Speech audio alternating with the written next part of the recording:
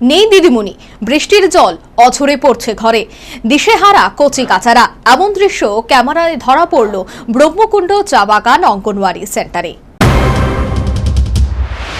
প্রাক প্রাথমিক শিক্ষাদানে অঙ্গনওয়াড়ি সেন্টারগুলির অবদান অনস্বীকার্য। শাসক দলের কর্মকর্তাদের দাবি, গোটা দেশের সাথে রাজ্য অঙ্গনওয়াড়ি সেন্টারগুলির সার্বিক বিকাশের জন্য ইতিমধ্যে রাজ্য প্রশাসন একাধিক সিদ্ধান্ত হাতে নিয়েছে, কিন্তু এরপরও একাধিক সেন্টার বিভিন্ন পরিকাঠামোগত সমস্যায় রীতিমতো ভুগছে। এমনই চিত্র ক্যামেরায় ধরা পড়ল সিমনা বিধানসভার অন্তর্গত ব্রহ্মকুণ্ড গ্রাম পঞ্চায়েতের অধীন ব্রহ্মকুণ্ড চা বাগান অঙ্গনওয়াড়ি সেন্টারে। ব্রহ্মকুণ্ড চা বাগান অঙ্গনওয়াড়ি কেন্দ্রে বিগত 8 মাস যাবৎ কেন্দ্রে দিদিমণি নিয়োগ করা হয়নি, যার ফলে একা হেল্পারের খিচুড়ি রান্না, অফিসিয়াল কাজকর্ম এবং শিশুদের লেখাপড়ার দায়িত্ব নেওয়া সম্ভব হয়ে উঠছে না। তারপরেও তিনি চালিয়ে যাচ্ছেন। হেল্পার পম্পা দেবনাথ সিংহ জানান, অঙ্গনওয়াড়ি কেন্দ্রের ছাউনির তুলি নষ্ট হয়ে যাওয়ার ফলে কেন্দ্রটিতে বৃষ্টির জল পড়ে। ছাত্রছাত্রীদের লেখাপড়া করানো যাচ্ছে না বৃষ্টির কারণে। আমার কোনো অসুবিধা নাই, কিন্তু ওই তুলিটা দাম গানে স্কুলে জল জমা থাকে, আমার বাচ্চারা ক্লাস করতে অসুবিধা হয়। কতজন আছে? খাওয়া নিতে অসুবিধা হয়। কতজন আছে ছাত্রছাত্রী? আমার স্কুলে 15 জন ছাত্র আছে এখন বর্তমানে। আর গর্ভবতী আছে 13 জন, মাতে আমার 9 জন। আপনার তাহলে এই দিদিমণি থাকলে তো আপনার অনেকটা কাজে সুবিধা হইতো বা বাচ্চাদের লেখাপড়া হইতো। কিন্তু হয়তো যখন আমি এই পঞ্চায়েতে আসি, স্কুলে আসি, দায়িত্বশীল তো আমার তো তার কাছে সত্যি করতে লাগে। এই অঙ্গনওয়াড়ি কেন্দ্রটিতে 15 জন ছাত্রছাত্রী, 13 জন এবং 9 জন গর্ভবতী মা রয়েছেন, যারা বিভিন্ন সরকারি সুযোগ সুবিধা পাচ্ছেন। এরপরেও এই অঙ্গনওয়াড়ি কেন্দ্রটি বিভিন্ন পরিকাঠামোগত সমস্যায় ভুগছে।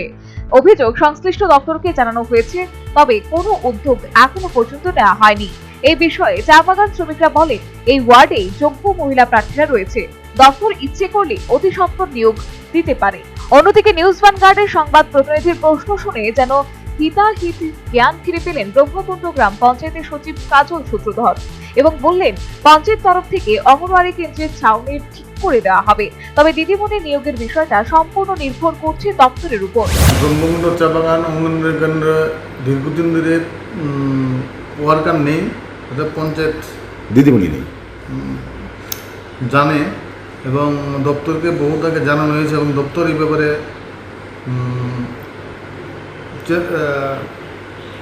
প্রচেষ্টা শীঘ্রই করবেন বলেছেন এবং কবে করবেন সেটা আমি জানি না। আমরা আবার পঞ্চায়েত তরফ থেকে দপ্তরের সঙ্গে কথা বলে জানতে পারবো কবে নাগাদ নিয়োগ হবে।